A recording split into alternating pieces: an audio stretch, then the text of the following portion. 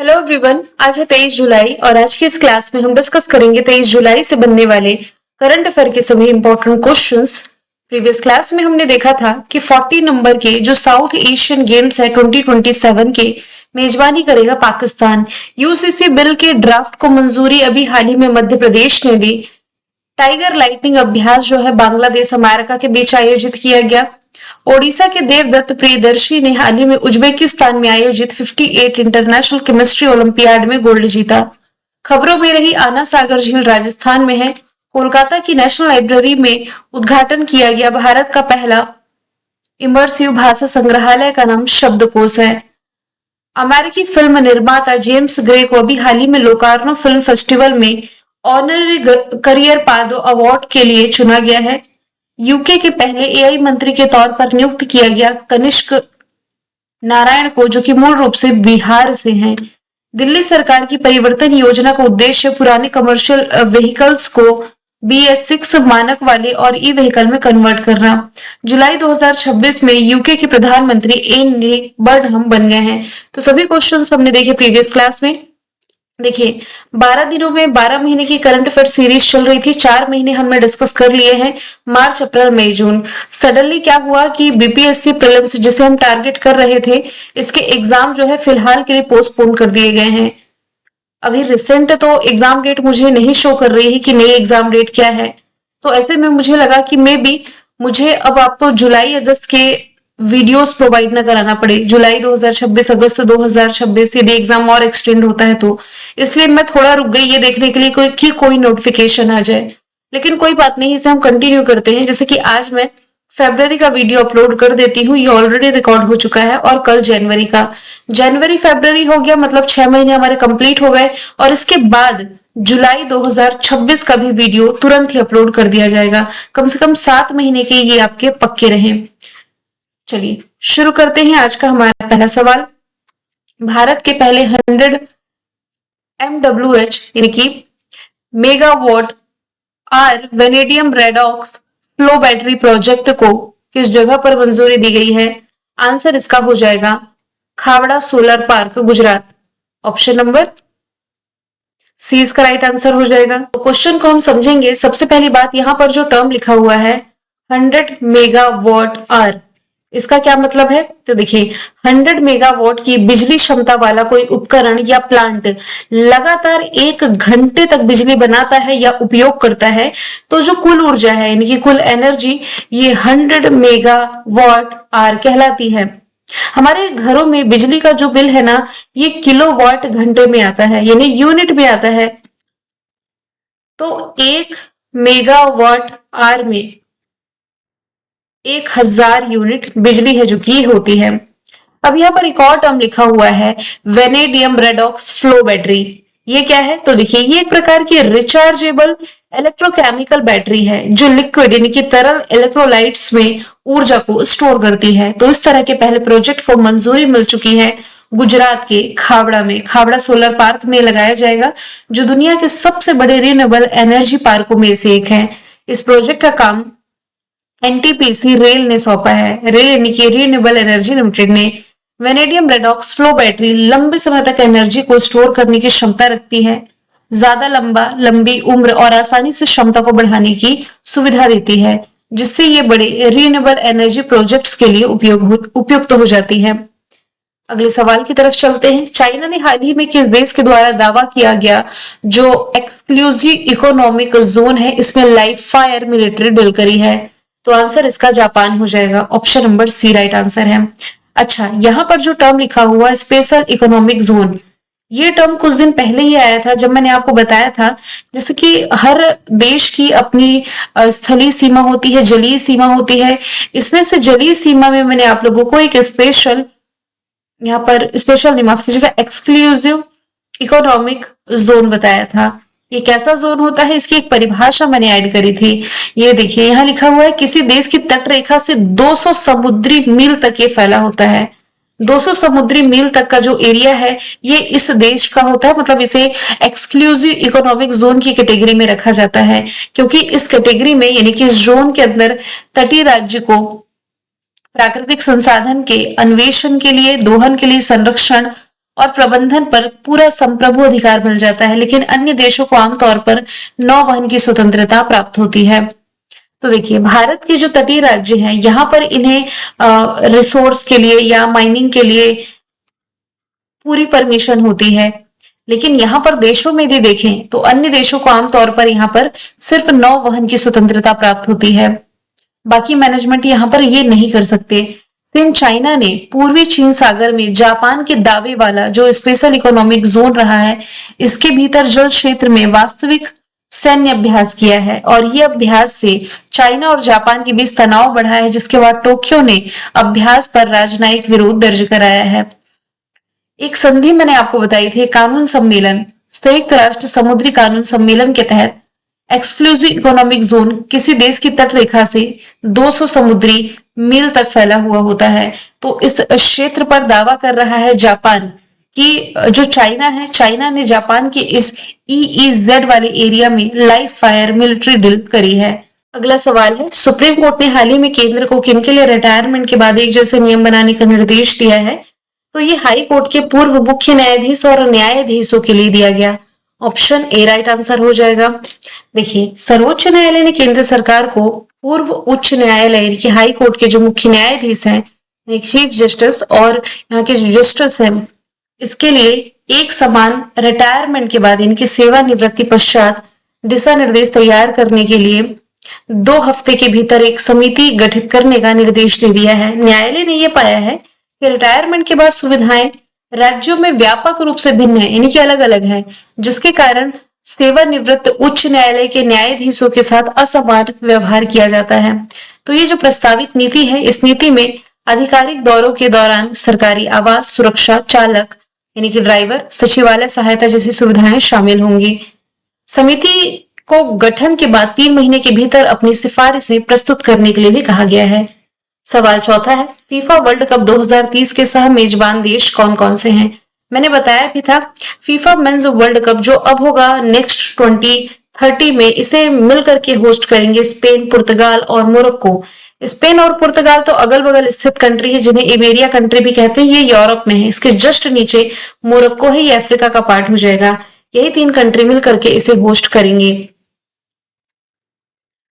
तो ये मेजबान देश होंगे, जबकि उरुग्वे, अर्जेंटीना, पैराग्वे में से हर एक देश शताब्दी का एक ओपनिंग मैच होस्ट करेगा। ये टूर्नामेंट 8 से 21 जुलाई 2030 तक आयोजित किया जाएगा, जिससे यह सबसे लंबे समय तक चलने वाला फीफा वर्ल्ड कप में से एक बन जाएगा। हालांकि इस साल फीफा वर्ल्ड कप का 23वां एडिशन था, जो कि होस्ट किया यूएसए, मैक्सिको और कनाडा ने, जिसमें कि विजेता बना है स्पेन। 2010 के बाद ये दूसरी बार चैंपियन बना अर्जेंटीना को हरा करके। सवाल 5वां है, हाल ही में फीफा वर्ल्ड कप के इतिहास में 3 वर्ल्ड कप फाइनल कब 2014, 2022 और 2026 में खेलने वाले पहले खिलाड़ी जो कि बन गए हैं लियोनेल मेसी।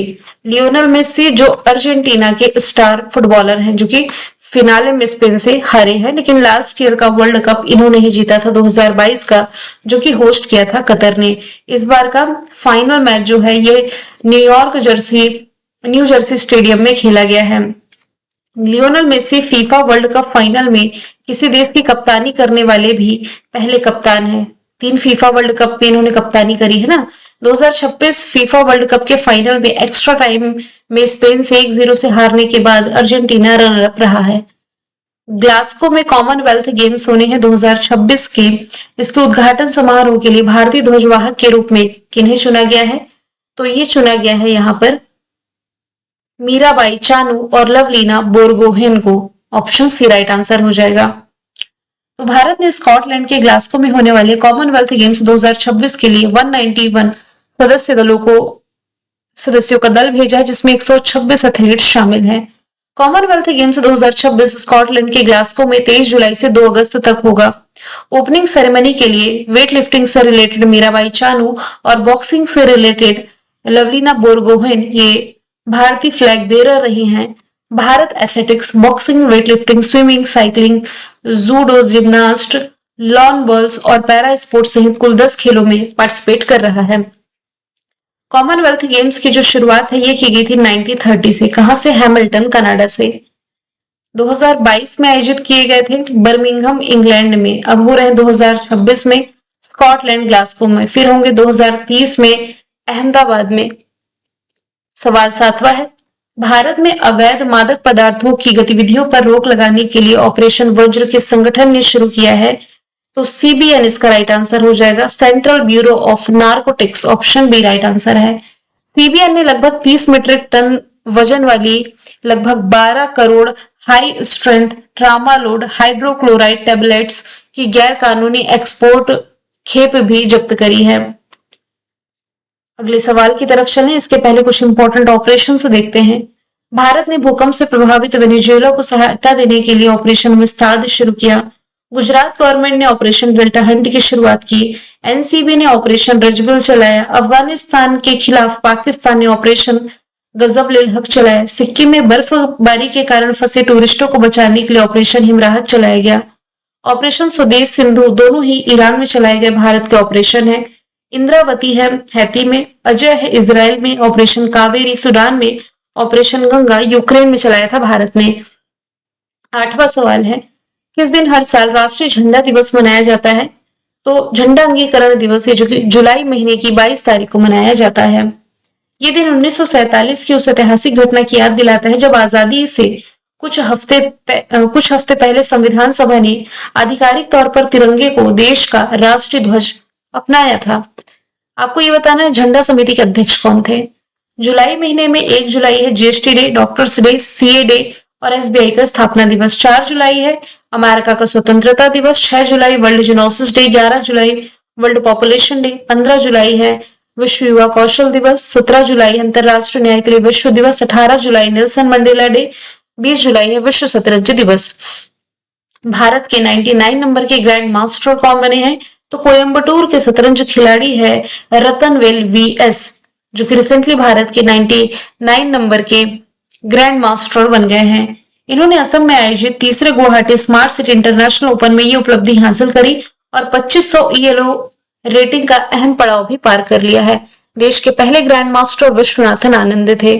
जून महीने के लिए ICC player of the month का अवार्ड किसने जीता है? मेल कैटेगरी में जीता है नाथन स्मिथ ने, ये बिलोंग करते हैं न्यूजीलैंड से। फीमेल कैटेगरी में जीता है इंग्लैंड की डेनी वाइट हाज ने। बात की जाए यहां से यदि ICC की, फॉर्मेशन ईयर 1909, दुबई में हेडक्वार्टर, जय शाह अध्यक्ष, CEO संजोग गुप्ता है। अभी हाल ही में BCCI के सचिव देवजीत सकैया को ICC की गवर्नेंस रिव्यू कमेटी का अध्यक्ष चुना गया। ICC हॉल ऑफ फेम में शामिल 12वें भारतीय खिलाड़ी सौरव गांगुली हैं। ICC पुरुष वनडे टीम रैंकिंग में भारतीय क्रिकेट टीम पहले स्थान पर है। जय शाह को world economic forum young global leaders class of 26 में शामिल किया गया। इस साल T20 महिला वर्ल्ड कप की मेजबानी इंग्लैंड वेल्स ने की, विजेता इसमें ऑस्ट्रेलिया था। ICC mains T20 world cup का विजेता भारत है और वुमेन्स वर्ल्ड कप जो था इसका भी विजेता भारत है। हाल ही में कौन समान नागरिक संहिता विधेयक पारित करने वाला चौथा राज्य बन गया?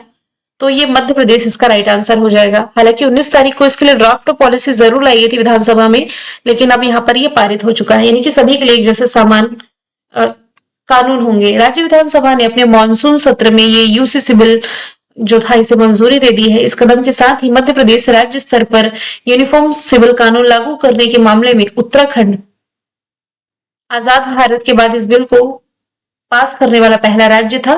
दूसरा गुजरात, तीसरा असम और अब चौथा ये मध्य प्रदेश ये बन गया है। राजधानी भोपाल, मुख्यमंत्री मोहन यादव, राज्यपाल मंगू भाई छगन भाई पटेल, लोकसभा सीटें 29, राज्यसभा सीटें 11 हैं। चर्चे में रही कोरकू जनजाति के बारे में हमने देखा था। मुख्यमंत्री मोहन यादव ने doctor Shyama Prasad Mukherjee smart industrial park की आधारशिला यहाँ भोपाल में रखी। 2 चाइल्ड पॉलिसी का जो नियम था इसने हटाने का बड़ा फैसला किया। नेशनल फैमिली हेल्थ सर्वे 6 के अनुसार 5 साल से कम उम्र के बच्चों में कुपोषण की सबसे अधिक व्यापकता मध्य प्रदेश में बताई गई। भारत में ही दुनिया का सबसे बड़ा फ्लोटिंग सोलर प्लांट है मध्य प्रदेश में नर्मदा नदी पर। भारत का पहला रोलिंग बजट पेश किया मध्य प्रदेश ने। National highway authority of India limited ने मध्य प्रदेश में NH45 पर भारत की पहली वन्य जीव सुरक्षित सड़क की शुरुआत करी। ग्वालियर है सिटी ऑफ म्यूजिक, देश का 58 नंबर का टाइगर रिजर्व है माधव। सांची है देश की पहली सोलर सिटी। किस राज्य में पृथ्वी की दूसरी सबसे पुरानी आर्बिकुलर चट्टान खोजी गई है? तो ये रिसेंटली खोजी गई है मध्य प्रदेश में ही। ऑप्शन बी राइट आंसर है।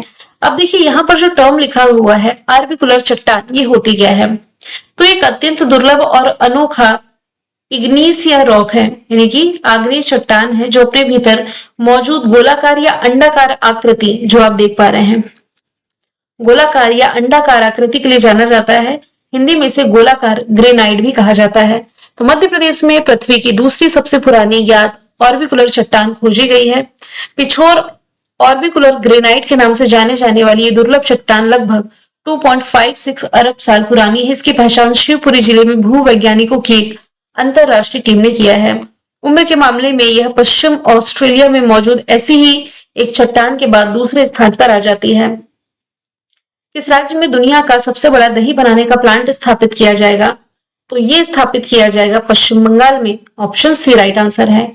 700 करोड़ की लागत का ये जो बड़ा यूनिट है कोलकाता के पास हावड़ा में सैंक्राइल फूड पार्क में स्थित अमूल बंगाल डेयरी प्रोजेक्ट का हिस्सा है।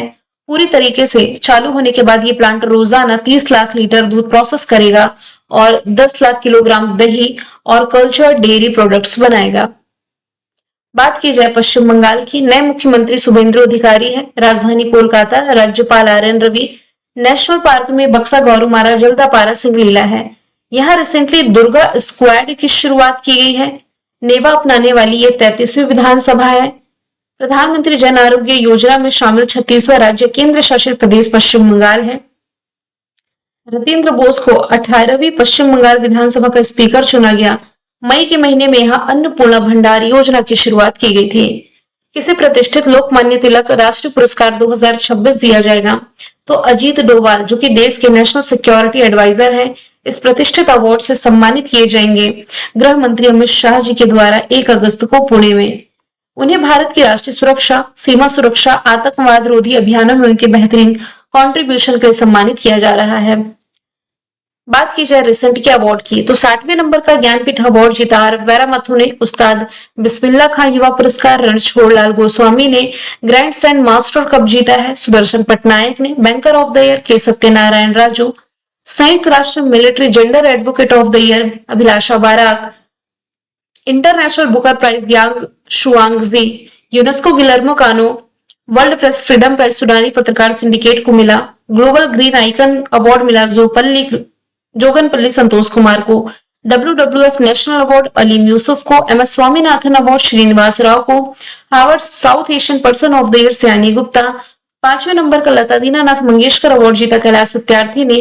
एबल प्राइज 2026 जीता है जर्मनी के प्रसिद्ध मैथमेटिशियन गेल फाल्टिंग से। मैंने कल आपसे पूछा था यूक्रेन के प्रधानमंत्री कौन बने? सर्गी कोरेस्की इसका राइट आंसर था। आज का सवाल है कि इस राज्य को नीति आयोग द्वारा जारी पहले निवेश अनुकूलता सूचकांक 2026 में पहले स्थान पर रखा गया। आंसर जो भी कमेंट बॉक्स में बताएं। मिलेंगे नेक्स्ट क्लास में। Thank you so much.